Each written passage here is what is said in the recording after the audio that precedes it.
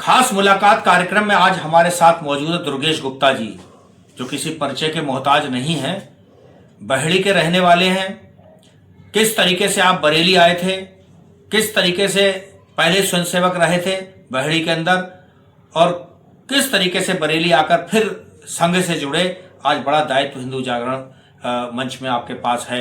तो ऐसे दुर्गेश जी हमारे साथ मौजूद हैं। दुर्गेश जी, हमारे दर्शक आपको देख रहे हैं, जानना चाहेंगे क्या था वो संघर्ष जिसमें आप बहेड़ी में करते रहे, फिर बरेली में आए, और आपने किस तरीके से यहाँ बहन बेटियों की इज्जत बचाने के लिए प्रयास किया। सर्वप्रथम तो मैं संजीव जी और आपकी समस्त मीडिया कर्मियों को सादर प्रणाम बोलूँगा, क्योंकि मैं बहेड़ी का निवासी रहा हूँ और प्रारंभिक शिक्षा मैंने सरस्वती शिशु मंदिर बहेड़ी में ही ली। मैंने पंचम तक मैंने सरस्वती शिशु मंदिर में पढ़ाई करी। उसके बाद षष्ठम से लेकर अष्टम तक मैंने बहेड़ी के ही लाला बलदेव प्रसाद सरस्वती विद्या मंदिर में मैंने शिक्षा ग्रहण की। तदुपरांत उसके बाद मैंने बहेड़ी में Mahatma Gandhi memorial inter college है, वहाँ से मैंने इंटर तक पढ़ाई की, और उसके बाद बरेली कॉलेज में आकर मैंने स्नातकोत्तर किया। 1995 में मेरे पिताजी के मित्र यहाँ पर हुआ करते थे, अब आज वो स्वर्गवासी हो चुके हैं। उन्होंने पता नहीं मुझ में क्या देखा, मेरे पापा से कहा कि आप मेरे कहने से दुर्गेश को बरेली भेजो। 95 में बरेली आया और आने के उपरांत मैंने यहाँ पर सर्राफे कारोबार चालू कर दिया। 1-2 साल बाद ही मैंने यहाँ पर रोटरी क्लब और व्यापार मंडल के साथ में अपना एक समाज सेवा के रूप के साथ मैंने एक पदार्पण किया अपना, जिसे बोलते हैं आप। मैं राजनीति तो नहीं कहूँगा, क्योंकि अभी तक मैंने कोई राजनीति का ना मेरा उद्देश्य है, ना ही कोई मेरा मन है। धीरे व्यापार मंडल और रोटरी क्लब में काम करते करते काफ़ी समय बीत गया। फिर उसी बीच मैंने, चूंकि मैं संघ का स्वयंसेवक, बाल स्वयंसेवक रहा मैं, जब मैं सरस्वती शिशु मंदिर में पढ़ता था तभी से मैं शाखाओं में जाता था। दोबारा फिर जब बरेली आ गया और बाद यहाँ आकर मैंने फिर शाखाओं में जाना शुरू कर दिया।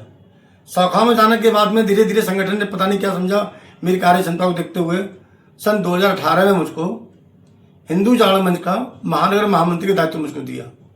मेरी कार्य कुशलता कह लीजिए, कार्य क्षमता कह लीजिए, या संगठन का अनुरूप जो भी मुझे कार्य दिया गया उसको मैंने पूर्णतः अच्छी तरीके से निर्वहन करने का अपनी तरफ से पूरा प्रयास किया।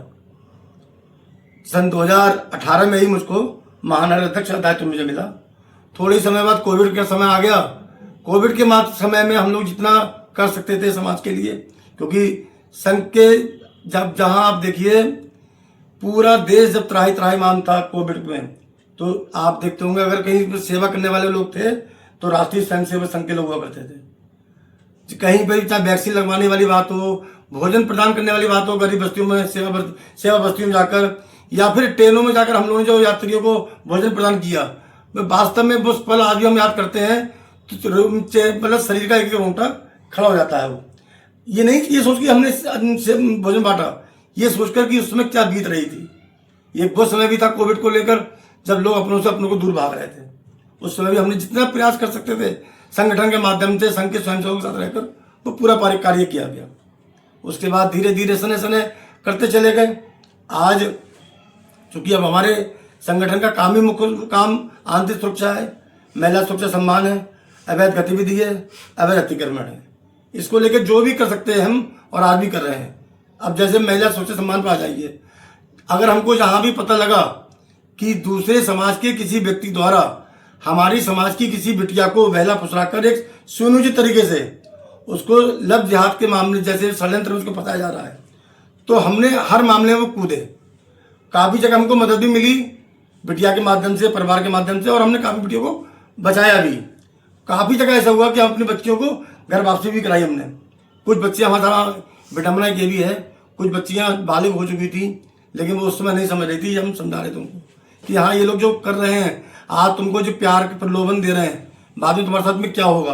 आज जो बच्चियाँ रो रही हैं, वो कहती हैं भाई साहब आप जो कहते थे सही कहते थे, आज हमारे साथ में कितनी प्रताड़ना हो रही है, उसको दूसरे समाज में जाकर शादी करके वो बिलक रही है कि अब क्या करें मैडम, अब हम ना इधर के ना उधर के रहे। लेकिन ऐसी बच्चियों को भी हमने घर वापसी कराई है हमने। आप देख रहे हैं काफ़ी जगह ऐसा हुआ है बरेली में। आप DD पुरम पर आ जाइए, वहाँ पर जूस के ठेले में किस प्रकार आपने वहाँ पर मांस रखा गया, सबके सब विदित है, पूरे शहर ने देखा है।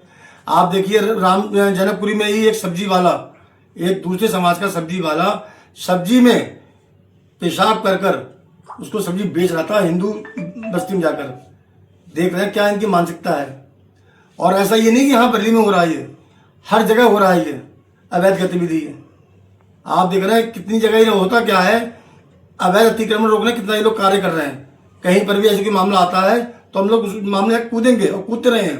भाई आपका अगर कुछ है लीगली है तो आप जाके लीजिए ना, आप अवैध अतिक्रमण क्यों कर रहे हो? आप जहाँ भी मामला आएगा हम जाके कूदेंगे। घर परिवार में कौन है आपके? अपनी सन 2005 में मेरी विवाह हुआ। मेरे ससुर साहब जो थे हैडल में जय थे, अब इसमें इस बीच में हमारे के बीच में नहीं है वो। मीनू गुप्ता मेरी पत्नी है, 2 बेटे हैं। बड़ा बेटा 19 साल का है, छोटा बेटा 13 साल का है। सराफे कारोबार चल रहा है, चलता रहेगा। और लेकिन संगठन का दायित्व तो आज है। व्यवस्था परिवर्तन एक व्यवस्था होती है, आप भी जानते हैं। कार्य है, करता रहूंगा। मन में ठान लिया है, बच्चियों को बचाना है तो बचाना है। अगर बरेली में कोई भी ऐसी गतिविधि होगी, दुर्गेश गुप्ता को कोई भी याद करेगा, दुर्गेश गुप्ता अपने साथी साथ हर समय उस समस्या को लेकर वहां उपलब्ध होंगे। ऐसा मेरा प्रणय है, ऐसा मैंने दृढ़ निश्चय कर रखा है। दुर्गेश जी, क्या लग रहा है कि पिछले दिनों धार्मिक आयोजन हुए थे, दोनों पक्षों के एक दूसरे ने परस्पर कार्यक्रम फूल बरसाए?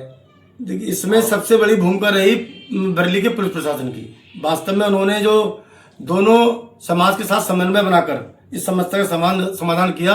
मैं इसमें वरिष्ठ पुलिस अधीक्षक बरेली, पुलिस अधीक्षक शहर और अपने बरेली शहर के ही पुलिस CO 3 पंकज श्रीवास्तव जी, उन तीनों ने बहुत मेहनत करी है और उनके साथ पूरी टीम ने बहुत मेहनत की। जो सावन यात्रा सुचारू निपटी। पुराने शहर में काफी समय से विवाद चल रहा था, उसको भी दोनों पक्षों को मिलाकर समन्वय बनाकर उसको भी दूर किया गया और अब वहां हर समय चलती रहेगी। अगर मैं फिर कहूंगा, मेरा किसी धर्म के साथ मेरा कोई द्वेष नहीं है। मेरा द्वेष है तो गलत कार्य से, गलत व्यक्ति से। अगर वो लोग हमारे साथ में सौहार्दपूर्ण माहौल अपनाएंगे तो हम भी उनके साथ में, ऐसा नहीं कि वो हमारे कोई शत्रु हों। इसी देश के निवासी हैं, वो भी इसी देश के निवासी, हम भी इसी देश के निवासी हैं। और हम मानते चले आए हैं। पहले सब क्या था? पहले सब सनातन तो था, पहले सब सनातनी हुआ करते थे। उनका भी पूरा अधिकार है, जैसे देश में आज़ादी में उनका रहा है वैसे आपका भी है। नहीं, वो तो इतिहास के रूप में किसने क्या अपना अपना अहम रोल निभाया हुआ है, सबको पता है। हम किसी एक को कह सकते हैं हम। देखिए, ये थे दुर्गेश गुप्ता जी, जो मूल रूप से बहेड़ी के रहने वाले हैं, राष्ट्रवादी विचारधारा से ओतप्रोत हैं और हमेशा लोगों के लिए खड़े नजर आते हैं। बहुत बहुत धन्यवाद दुर्गेश जी हमसे बात करने के लिए। आपका साधुवाद, धन्यवाद। जय श्री राम।